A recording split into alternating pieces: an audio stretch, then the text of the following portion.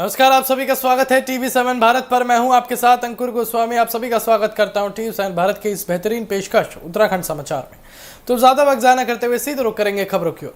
उत्तराखंड से क्रिकेट की दुनिया से जुड़ी एक ऐसी खबर सामने आ रही है जिसने लोगों का ध्यान अपनी ओर खींचा है, और वजह है टीम इंडिया के स्टार विकेटकीपर बल्लेबाज ऋषभ पंत। दरअसल ऋषभ पंत ने उत्तराखंड में जमीन खरीदने को लेकर मुख्यमंत्री पुष्कर सिंह धामी से मदद की गुहार लगाई थी।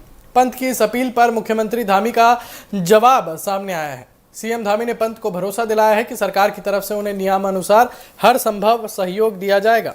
दरअसल ऋषभ पंत ने शुक्रवार देर रात सोशल मीडिया प्लेटफॉर्म एक्स पर मुख्यमंत्री पुष्कर सिंह धामी को टैग करते हुए एक लंबा पोस्ट लिखा था। पति ने बताया कि वो अपना बेस दिल्ली से उत्तराखंड शिफ्ट करना चाहते हैं, और पंत ने यह भी कहा कि वो अपने गृह राज्य में रहना चाहते हैं और यहीं अपना घर वो बनाना चाहते हैं, लेकिन पिछले करीब 3 साल से वो इसके लिए ज़मीन तलाश रहे हैं और उन्हें अपनी ज़रूरत के मुताबिक ज़मीन नहीं मिल पा रही है। पंत ने अपनी परेशानी बताते हुए कहा कि ज़मीन खरीदने की प्रक्रिया उनके लिए काफ़ी मुश्किल हो गई है। उन्होंने मुख्यमंत्री से इस मामले में मदद करने की अपील की, और ख़ास बात ये रही कि पंत ने ज़मीन को तोहफे में लेने की बात नहीं कही, बल्कि साफ किया कि अगर सरकार अनुमति देती है तो वो ज़मीन सरकार से तय सरकारी दर पर खरीदना चाहते हैं। पंत ने अपने पोस्ट में उत्तराखंड के प्रति अपने लगाव का भी जिक्र किया। उन्होंने कहा कि वो अपने राज्य से प्यार करते हैं और अपने पहाड़ी लोगों के बीच वापस लौटना चाहते हैं। साथ ही उन्होंने उत्तराखंड के लिए कुछ करने और राज्य के विकास में योगदान देने की इच्छा भी जताई। अब पंत की इस अपील पर मुख्यमंत्री पुष्कर सिंह धामी ने प्रतिक्रिया दी है। सीएम धामी ने उन्हें उत्तराखंड का गौरव बताते हुए कहा कि पंत ने अपने शानदार खेल और उपलब्धियों से देश दुनिया में देवभूमि का नाम रोशन किया है। मुख्यमंत्री ने यह भी कहा कि अपनी मातृभूमि के प्रति पंत का प्रेम और उत्तराखंड वापस आकर योगदान देने की भावना सराहनीय है। साथ ही संबंधित अधिकारियों को इस मामले में जरूरी निर्देश देने की बात कही गई है, और अधिकारी जल्द ही ऋषभ पंत से संपर्क करेंगे। यानी अब ऋषभ पंत की उत्तराखंड में अपना घर बनाने की इच्छा को लेकर सरकारी स्तर पर प्रक्रिया आगे बढ़ सकती है। फिलहाल मुख्यमंत्री के आश्वासन के बाद पंत की इस अपील पर अगला कदम क्या होता है, इस पर सभी की नजरें रहेंगी। लेकिन जिस तरीके से यहाँ पर ऋषभ पंत ने जो है एक ट्वीट किया, उसके बाद सीएम धामी ने उनको ये आश्वासन जताया है कि जो ऋषभ पंत है वो उत्तराखंड के गौरव है, उत्तराखंड की शान है, और उसी गौरव को सीएम धामी ने यह आश्वासन दिया है कि वो मिट्टी पलीत नहीं होने देंगे।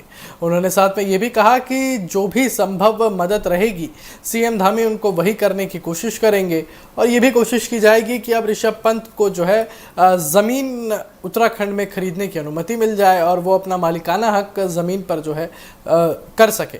इसी के साथ ये भी समझना ज़रूरी है कि ऋषभ पंत जो है बहुत ही उभरते हुए और बहुत ही प्रसिद्ध खिलाड़ियों में से एक हैं।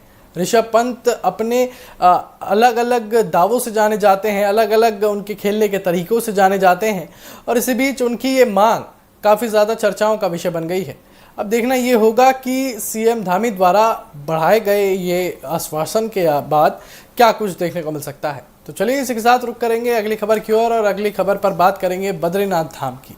उत्तराखंड के प्रसिद्ध बद्रीनाथ धाम में चढ़ावे की रकम में कथित हेराफेरी के मामले में एसआईटी का एक्शन लगातार जारी है, और अब इस मामले में तीसरी गिरफ्तारी हुई है। एसआईटी ने जयप्रकाश यानी जेपी कंपनी के एक कर्मचारी को गिरफ्तार किया है, और गिरफ्तार आरोपी की पहचान हिमाचल प्रदेश के मनोज कुमार के तौर पर हुई है।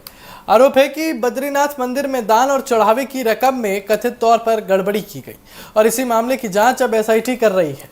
और जांच जैसे जैसे आगे बढ़ रही है वैसे वैसे नए नाम सामने आ रहे हैं।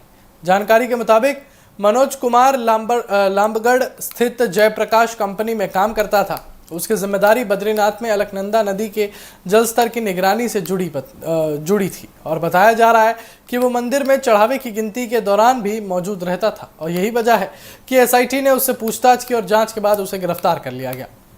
इस मामले में जयप्रकाश कंपनी ये तीसरी गिरफ्तारी है। हालांकि एसआईटी का कहना है कि जांच अभी जारी है और आने वाले दिनों में इस मामले से जुड़े दूसरे लोगों से भी पूछताछ हो सकती है। दरअसल बद्रीनाथ धाम में चढ़ावे की रकम में कथित हेराफेरी का मामला जुलाई की शुरुआत में सामने आया था। 2 जुलाई को दान और चढ़ावे की रकम में कथित गड़बड़ी के आरोप लगे थे। इसके बाद सोशल मीडिया पर मामला सामने आया और बद्री केदार मंदिर समिति यानी कि बीकेटीसी ने जांच के आदेश दिए। मामले की शुरुआत भैरव सेना के संस्थापक अध्यक्ष संदीप खत्री की शिकायत से हुई थी। उन्होंने इस पूरे मामले को लेकर बीकेटीसी के मुख्य कार्यधिकारी को शिकायत दी थी।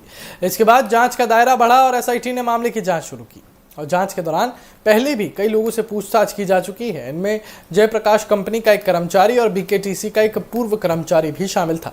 इससे पहले एसआईटी इस मामले में मंदिर समिति से जुड़े एक पूर्व अधिकारी समेत अन्य आरोपियों पर भी कार्रवाई कर चुकी है। अब तीसरी गिरफ्तारी के बाद सवाल यही है कि बद्रीनाथ धाम में चढ़ावे की रकम में कथित गड़बड़ी का पूरा सच क्या है, इसमें कितने लोग शामिल हैं और रकम की कथित हेराफेरी हुई कैसे। फिलहाल एसआईटी की जांच जारी है और तीसरी गिरफ्तारी के बाद उम्मीद है कि जांच एजेंसी इस पूरे मामले की कड़ियों को जोड़ने में और आगे बढ़ेगी। अब नजर इस बात पर है कि जांच में आगे और कौन कौन से नाम सामने आते हैं और मंदिर में चढ़ावे की रकम से जुड़े इस मामले का पूरा सच कब सामने आता है। तो चलिए आगे बढ़ेंगे और बात करेंगे कैबिनेट बैठक की। उत्तराखंड में मुख्यमंत्री पुष्कर सिंह धामी की अध्यक्षता में हुई कैबिनेट बैठक में कई अहम फैसलों पर मुहर लगी। बैठक में कुल 15 प्रस्तावों को मंजूरी दी गई और इन फैसलों में हाईकोर्ट के लिए जमीन से लेकर पशुपालकों, श्रमिकों, खेल और कनेक्टिविटी तक कई बड़े मुद्दे शामिल रहे। सबसे पहले बात नैनीताल हाईकोर्ट की। हाईकोर्ट परिसर को हल्द्वानी शिफ्ट करने की दिशा में सरकार ने एक और बड़ा कदम उठाया है। कैबिनेट में हल्द्वानी के लामाचौड़ क्षेत्र में उपलब्ध वन भूमि में से करीब 30 हेक्टेयर जमीन हाईकोर्ट परिसर के निर्माण के लिए देने के प्रस्ताव को मंजूरी दी है। यानी अब हल्द्वानी में हाईकोर्ट के नए परिसर के निर्माण की प्रक्रिया आगे बढ़ सकेगी। इसके अलावा पशुपालकों के लिए भी कैबिनेट ने बड़ा फैसला लिया है। राज्य के गोपालन योजना का दायरा बढ़ाकर अब सामान्य वर्ग के पशुपालकों को भी इसमें शामिल किया गया है। और इतना ही नहीं, लाभार्थी गाय के साथ भैंस खरीदने का विकल्प भी चुन सकेंगे और पशु की यूनिट कॉस्ट 40,000 रुपये से बढ़ाकर 60,000 रुपये कर दी गई है।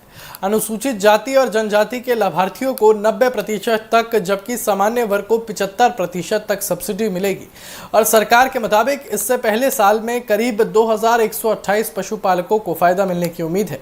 अब बात करें श्रमिकों की तो कैबिनेट ने उत्तराखंड मजदूरी संहिता नियमावली में 2026 को मंजूरी दे दी है और इसमें न्यूनतम मजदूरी, ओवरटाइम का दोगुना भुगतान और हर महीने की 7 तारीख तक वेतन और डिजिटल पेमेंट जैसे प्रावधान शामिल है। और साथ ही समान काम के लिए महिला और पुरुष को समान वेतन देने की व्यवस्था भी की गई है। औद्योगिक संबंधों को लेकर भी नई नियमावली को मंजूरी दी गई है। इसमें औद्योगिक विवादों के समय पर समाधान, ट्रेड यूनियन की मान्यता, शिकायत निवारण समिति और श्रमिकों के लिए रीस्किलिंग फंड जैसे प्रावधान रखे गए हैं। वहीं उत्तराखंड राज्य क्रीड़ा विश्वविद्यालय गोलापार के सुचारू संचालन के लिए 122 नियमित पदों को मंजूरी दी गई है। इससे राज्य में खेल प्रतिभाओं को बेहतर सुविधाएं और अवसर मिलने की उम्मीद है। इसके अलावा इको टूरिज्म को बढ़ावा देने, ग्रामीण पेयजल योजनाओं को बेहतर तरीके से संचालित करने और जीएसटी कानून में जरूरी संशोधन जैसे फैसले भी लिए गए हैं। एक और महत्वपूर्ण फैसला गंगा एक्सप्रेसवे से जुड़ा है। उत्तर प्रदेश और उत्तराखंड सरकार के बीच गंगा एक्सप्रेसवे को मेरठ से हरिद्वार तक विस्तार देने के लिए समझौता ज्ञापन करने की मंजूरी दी गई है। यानी धामी कैबिनेट के इन फैसलों में विकास, रोजगार, श्रमिक हित, पशुपालन, खेल और कनेक्टिविटी सभी पर फोकस दिखाई दे रहा है। अब देखना होगा कि इन फैसलों को जमीन पर कितनी तेजी से लागू किया जाता है।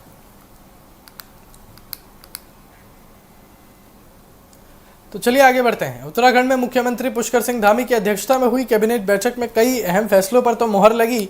इन फैसलों का सीधा असर भी पशुपालकों, मजदूर और छात्रों और खिलाड़ियों और राज्य के विकास के जुड़े कई क्षेत्रों पर पड़ने वाला है। हमने पशुपालकों की बात की कि धामी कैबिनेट ने राज्य की गौपालन योजना का दायरा जो है बढ़ाने का फैसला किया। सामान्य वर्ग के पशुपालक भी इस योजना का लाभ उठा सकेंगे और सबसे खास बात यह है कि लाभार्थी गाय के साथ गैस खरीदने का विकल्प भी चुन सकेंगे। उसके साथ ही आपको बताएं कि यहाँ पर सामान्य वर्ग को भी 60 से 75% तक जो है अनुदान करने दिया जाएगा और सरकार के मुताबिक पहले साल करीब 2128 पशुपालकों को इस योजना का फायदा मिलेगा। मजदूरों की हम बात करेंगे। कैबिनेट ने उत्तराखंड मजदूरी संहिता नियमावली 2026 को मंजूरी दे दी है। इसके तहत मजदूरों के लिए कई अहम प्रावधान किए गए हैं। ओवरटाइम करने पर दुगना भुगतान, इसी को लेकर भी काफ़ी सारी चीज़ें जो है यहाँ पर कैबिनेट बैठक में जो है वो की गई। और सीएम धामी की सरकार में इतने बड़े बड़े फैसले आ रहे हैं और 2027 का चुनाव जो है वो बिल्कुल नज़दीक है। ऐसे में ये फैसले काफ़ी ज़्यादा चुनाव पर असर डाल सकते हैं। सरकार का कहना है कि इन फैसलों से छात्रों को बेहतर रहने, खाने और पढ़ाई की सुविधा मिल सकेगी। वहीं खेल के क्षेत्र में भी बड़ा फैसला लिया गया है। गोलापार स्थित उत्तराखंड राज्य खेल विश्वविद्यालय के संचालन में उसके लिए 122 नियमित पदों के सृजन को मंजूरी दी गई है। इससे विश्वविद्यालय के कामकाज को बेहतर तरीके से चलाने में मदद मिलेगी। और बात अगर बुनियादी ढांचे की हो तो यहाँ पर हल्द्वानी के लामाचौड़ में उपलब्ध 73 हेक्टेयर वन भूमि में से करीब 40 हेक्टेयर जमीन जो है हाई कोर्ट के निर्माण के लिए ट्रांसफर करने का प्रस्ताव दिया गया है। इसके अलावा इको टूरिज्म, ग्रामीण पेयजल, जीएसटी से जुड़े प्रस्तावों को भी मंजूरी मिली है। और आपको बताएं कि मेरठ से हरिद्वार तक गंगा एक्सप्रेसवे के विस्तार के लिए भी उत्तर प्रदेश सरकार के साथ समझौता करने को भी कैबिनेट ने हरी झंडी दे दी है। यानी धामी कैबिनेट के फैसलों में एक तरफ पशुपालकों और मजदूरों को राहत देने की कोशिश है, तो दूसरी तरफ शिक्षा, खेल, पर्यटन और कनेक्टिविटी जैसे क्षेत्रों को भी मजबूत करने पर जोर दिया गया है। अब देखना ये होगा कि ये फैसले और ये जोर देने वाली चीज़ें उत्तराखंड की राजनीति पर कितना असर डालती हैं। तो चलिए आगे बढ़ते हैं। देहरादून में शहर को साफ और स्वच्छ बनाने के लिए प्रशासन की ओर से लगातार अभियान चलाए जा रहे हैं। इसी कड़ी में अब लक्ष्मण चौक और कांवली रोड इलाके में विशेष सफाई अभियान चलाया गया। जिला विधिक सेवा प्राधिकरण और जिला प्रशासन के संयुक्त प्रयास से आयोजित इस अभियान में अधिकारियों ने मौके पर पहुंचकर सफाई व्यवस्था का जायजा लिया और लोगों को स्वच्छता के प्रति जागरूक किया। शनिवार को चलाए गए इस विशेष अभियान में देहरादून के जिलाधिकारी डॉक्टर आशीष चौहान समेत कई अधिकारी शामिल हुए। अभियान का मकसद सिर्फ सड़कों और आसपास के इलाकों की सफाई करना नहीं था, बल्कि लोगों को स्वच्छता के प्रति अपनी जिम्मेदारी समझाना भी था। अधिकारियों ने स्थानीय लोगों से अपील की कि वो अपने आसपास गंदगी ना फैलाएं और कूड़ा इधर उधर फेंकने के बजाय डस्टबिन का इस्तेमाल करें। दरअसल किसी भी शहर की पहचान सिर्फ उसकी बड़ी इमारतों, चौड़ी सड़कों और विकास कार्यों से नहीं होती, बल्कि शहर कितना साफ और व्यवस्थित है इसका भी बड़ा असर लोगों और बाहर से आने वाले पर्यटकों पर पड़ता है। देहरादून उत्तराखंड की राजधानी होने के साथ साथ पर्यटन के लिहाज से भी बेहद अहम शहर है। ऐसे में शहर की साफ सफाई को बेहतर बनाए रखना प्रशासन के लिए जिम्मेदारी है। लक्ष्मण चौक और कावली रोड जैसे व्यस्त इलाकों में रोजाना बड़ी संख्या में लोगों की आवाजाही होती है। बाजार और दुकानों के आसपास भी लगातार लोगों की भीड़ रहती है। ऐसे में इन इलाकों में साफ सफाई बनाए रखना सिर्फ नगर निगम या प्रशासन की जिम्मेदारी नहीं है, बल्कि स्थानीय दुकानदारों, व्यापारियों और आम लोगों की भी उतनी ही जिम्मेदारी है। इसी संदेश के साथ अधिकारियों ने सफाई अभियान के दौरान लोगों को जागरूक किया है। लोगों से ये कहा गया है कि सड़क, नाली या सार्वजनिक जगहों पर कूड़ा मत डालिए। घर और दुकान से निकलने वाले कचरे को निर्धारित स्थान पर ही रखिए और छोटी सी लापरवाही न सिर्फ इलाके की खूबसूरती खराब करेगी, बल्कि गंदगी की वजह से कई दूसरी परेशानियां भी पैदा हो सकती है। खास बात यह है कि इस अभियान में जिला विधिक सेवा प्राधिकरण की भी भागीदारी रही। इसका मतलब साफ है कि स्वच्छता को सिर्फ सफाई व्यवस्था तक सीमित रखने के बजाय लोगों को उनके सामाजिक दायित्वों के प्रति भी जागरूक करने की कोशिश की जा रही है। प्रशासन की ओर से चलाया गया ये अभियान एक दिन की सफाई तक सीमित ना रहे, इसके लिए लोगों की भागीदारी सबसे ज्यादा जरूरी है। अगर सड़क साफ करने के बाद दोबारा उसी जगह कूड़ा फेंक दिया जाए तो सफाई अभियान का मकसद पूरा नहीं हो सकता। इसलिए जरूरत है कि प्रशासन के साथ साथ आम लोग भी स्वच्छता को अपनी रोजमर्रा की आदत का हिस्सा बनाएं। देहरादून को साफ और बेहतर शहर बनाने की जिम्मेदारी सिर्फ सरकारी विभागों की नहीं है। हर नागरिक अगर अपने घर, दुकान और आसपास के सार्वजनिक स्थान को साफ रखने की जिम्मेदारी उठाए तो शहर की तस्वीर काफी हद तक बदल सकती है। फिलहाल लक्ष्मण चौक और कांवली रोड पर चलाए गए इस विशेष सफाई अभियान के जरिए प्रशासन ने लोगों को यही संदेश दिया है कि स्वच्छ शहर बनाने के लिए अभियान जरूरी है, लेकिन उससे भी ज्यादा जरूरी है लोगों की सोच और उनकी भागीदारी। अब देखना होगा कि इस जागरूकता अभियान का असर आने वाले दिनों में शहर की सफाई व्यवस्था पर कितना दिखाई देता है।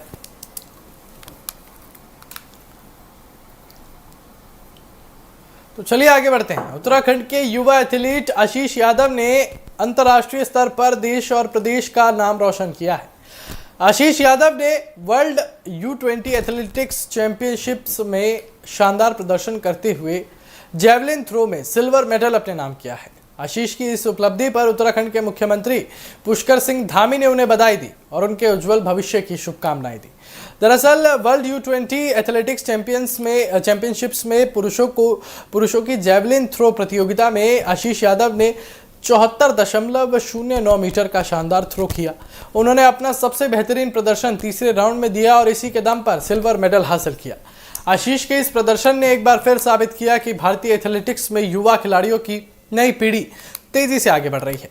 इस मुकाबले में साउथ अफ्रीका के हेमंस ने 80.5 मीटर के थ्रो के साथ गोल्ड मेडल जीता, जबकि डोमिनिका के जेम्स ने 73.89 मीटर के थ्रो के साथ ब्रॉन्ज मेडल अपने नाम किया। यानी आशीष यादव ने सिर्फ 19 साल की उम्र में दुनिया के बेहतरीन युवा जेवलिन थ्रो खिलाड़ियों के बीच अपनी जगह बनाई है। और आशीष की इस कामयाबी को इसलिए भी खास माना जा रहा है क्योंकि वर्ल्ड U20 चैंपियनशिप्स के इतिहास में जेवलिन थ्रो में भारत का ये सिल्वर मेडल एक बड़ी उपलब्धि है। इससे पहले साल 2016 में नीरज चोपड़ा ने इसी प्रतियोगिता में गोल्ड मेडल जीतकर इतिहास रचा था। नीरज ने उस समय 86.4 मीटर का थ्रो किया था, जो आज भी वर्ल्ड U20 का रिकॉर्ड बना हुआ है। और अब आशीष यादव इस स्तर पर जेवलिन में मेडल जीतने वाले दूसरे भारतीय बन गए हैं। आशीष की इस उपलब्धि पर मुख्यमंत्री पुष्कर सिंह धामी ने खुशी जताई। सीएम धामी ने कहा कि आशीष का 74.09 मीटर का शानदार प्रदर्शन उनकी प्रतिभा, मेहनत और समर्पण का प्रमाण है। मुख्यमंत्री ने उन्हें इस बड़ी उपलब्धि के लिए हार्दिक बधाई दी और भविष्य के लिए शुभकामनाएं दी। और खास बात यह भी है कि आशीष यादव के लिए सफलता अचानक नहीं आई है। वो जूनियर स्तर पर लगातार अच्छा प्रदर्शन करते रहे हैं और इसी साल एशियन U20 एथलेटिक्स चैंपियंस में भी भारतीय टीम का हिस्सा रहे थे। उस प्रतियोगिता के लिए चुनी गई भारतीय टीम में आशीष का नाम जेवलिन थ्रो के लिए शामिल था। वर्ल्ड U20 चैंपियंस में भारत की ओर से टी धरणीधरन ने भी पुरुषों की जेवलिन स्पर्धा में हिस्सा लिया और 72.35 मीटर के अपने सर्वश्रेष्ठ थ्रो के साथ छठे स्थान पर रहे। यानी इस प्रतियोगिता में भारतीय जेवलिन के 2 युवा खिलाड़ियों ने फाइनल में अपनी मौजूदगी दर्ज कराई। आशीष यादव की इस कामयाबी को भारतीय एथलेटिक्स के भविष्य के लिए भी बड़ी उम्मीद के तौर पर देखा जा रहा है। खासकर जेवलिन थ्रो में नीरज चोपड़ा के बाद जिस तरह युवा खिलाड़ी सामने आ रहे हैं, उससे भारत की इस खेल में मजबूत होती तस्वीर दिखाई देती है। फिलहाल आशीष यादव की इस शानदार उपलब्धि पर पूरे उत्तराखंड में खुशी का माहौल है। मुख्यमंत्री धामी की बधाई के बाद अब उम्मीद यही है कि आशीष आने वाले वर्षों में सीनियर स्तर पर भी देश के लिए बड़े मुकाबलों में पदक जीते और जेवलिन थ्रो में भारत की सफलता की कहानी को आगे बढ़ाएं। तो चलिए इसी के साथ आगे बढ़ेंगे और बात करेंगे उत्तराखंड के मौसम की। उत्तराखंड में मानसून एक बार फिर अपना असर दिखा रहा है। पहाड़ से लेकर मैदानी इलाकों तक लगातार बारिश के बीच मौसम विभाग ने अगले 2 दिनों के लिए भारी से बहुत भारी बारिश का अलर्ट जारी किया है। खास तौर पर 9 और 10 अगस्त को प्रदेश के कई जिलों में ऑरेंज अलर्ट है। देहरादून, बागेश्वर, नैनीताल, चंपावत और अल्मोड़ा में भारी बारिश की आशंका जताई गई है। वहीं कई दूसरे जिलों में भी तेज बारिश का दौर जारी रहने का अनुमान है। भारी बारिश के बीच सबसे बड़ी परेशानी सड़क कनेक्टिविटी को लेकर सामने आ रही है। राज्य में 120 से ज्यादा सड़कें अभी भी बंद है। कई जगहों पर मलबा, पत्थर और भूस्खलन के कारण रास्ते बंद पड़े हैं। बद्रीनाथ हाईवे और गंगोत्री हाईवे की बात करें तो इन पर भी लैंडस्लाइड का असर देखने को मिला है, जिससे यातायात प्रभावित हुआ है। पहाड़ी इलाकों में लगातार बारिश के कारण सड़कें खोलने का काम भी चुनौती बना हुआ है। और अगर जिलेवार स्थिति देखें तो चमोली में 21 सड़कें बंद हैं, जबकि पिथौरागढ़ में 18 सड़कें बंद बताई जा रही हैं। देहरादून, टिहरी और उत्तरकाशी में 17 के करीब जो है वो सड़कें बंद बताई जा रही हैं। रुद्रप्रयाग में 8 सड़कें बंद है, पौड़ी में 7 सड़कें बंद है, अल्मोड़ा और नैनीताल में 5-5 और बागेश्वर में 3 सड़कें बंद हैं। यानी पहाड़ी जिलों में बारिश के साथ साथ सड़क संपर्क बहाल करना प्रशासन के लिए बड़ी चुनौती बना हुआ है। बारिश का असर चारधाम यात्रा पर भी पड़ा है। लगातार खराब मौसम और रास्तों की स्थिति को देखते हुए चारधाम यात्रा को अगले आदेश तक रोक दिया गया है। ऐसे में जो श्रद्धालु उत्तराखंड की यात्रा का प्लान बना रहे हैं, उन्हें मौसम और प्रशासन की एडवाइजरी को ध्यान में रखकर ही आगे बढ़ने की सलाह दी जा रही है। दरअसल उत्तराखंड में मानसून के दौरान पहाड़ी क्षेत्रों में भूस्खलन और सड़क टूटने का खतरा लगातार बना रहता है। बारिश के कारण पहाड़ों से मलबा सड़क पर आ जाता है और कई बार यातायात पूरी तरह रुक जाता है। नदी और नालों का जलस्तर बढ़ने से भी निचले इलाकों में खतरा बढ़ जाता है। और हाल के दिनों में अलकनंदा और मंदाकिनी जैसी नदियों के जलस्तर में भी तेजी से बढ़ोतरी दर्ज की गई है, जिसके चलते नदी किनारे रहने वाले लोगों को सतर्क रहने की जरूरत है। बारिश के आंकड़ों पर नजर डालें तो 1 जून से 8 अगस्त 2026 के बीच उत्तराखंड में सामान्य तौर पर 703.9 मिलीमीटर बारिश होनी चाहिए थी, जबकि अब तक 686.4 मिलीमीटर बारिश रिकॉर्ड की गई है। यानी पूरे राज्य में कुल मिलाकर जो है बारिश करीब 2% कम है। हालांकि अलग अलग जिलों में तस्वीर काफी अलग है। बागेश्वर में सामान्य से 136% ज्यादा बारिश दर्ज की गई है, जबकि पौड़ी में सामान्य से 48% जो है 38 से 48% कम बारिश हुई है। मौसम विभाग के ताज़ा पूर्वानुमान में भी उत्तराखंड के कई इलाकों में तेज बारिश और गरज चमक की संभावना बनी हुई है और आईएमडी के जिला पूर्वानुमान के मुताबिक देहरादून, रुद्रप्रयाग, नैनीताल और चंपावत में भी भारी बारिश हो सकती है, जबकि कुछ पहाड़ी जिलों में बहुत तेज बारिश और बिजली चमकने की भी आशंका है। ऐसे में प्रशासन और आम लोगों के लिए सबसे जरूरी है सतर्कता। पहाड़ी रास्तों पर बिना जरूरी काम के यात्रा करने से बचना, भूस्खलन वाले इलाकों में रुकने से बचना और नदी नालों के आसपास ना जाना बेहद जरूरी है। खासकर चार धाम और पर्यटन स्थलों की ओर जाने वाले जितने भी मार्ग हैं, जहां पर जितने भी लोग हैं जो उन मार्गों पर जा सकते हैं, स्थानीय प्रशासन की सलाह और सड़क की स्थिति की जानकारी लेने के बाद ही यात्रा करें। तो कुल मिलाकर उत्तराखंड में अगले 2 दिन मौसम के लिहाज से बेहद अहम रहने वाले हैं। एक तरफ बारिश से गर्मी से राहत मिल रही है, तो दूसरी तरफ भूस्खलन, सड़क बंद होने और यात्रा प्रभावित होने का खतरा भी बढ़ गया है। ऐसे में पहाड़ों की यात्रा कर रहे लोगों को खास सावधानी बरतने की ज़रूरत है, क्योंकि मौसम कब करवट ले और हालात कब मुश्किल हो जाएं, इसका अंदाज़ा लगाना मुश्किल है।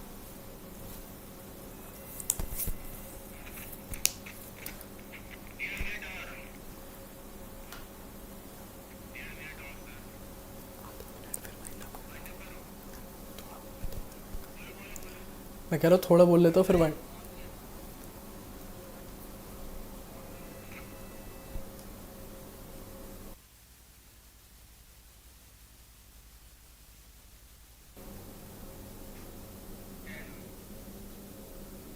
तो चलिए फिलहाल मेरे साथ बस इतना ही। उत्तराखंड से जुड़ी बड़ी खबरों के लिए देखते रहिए उत्तराखंड समाचार और बने रहिए TV7 भारत के साथ। नमस्कार।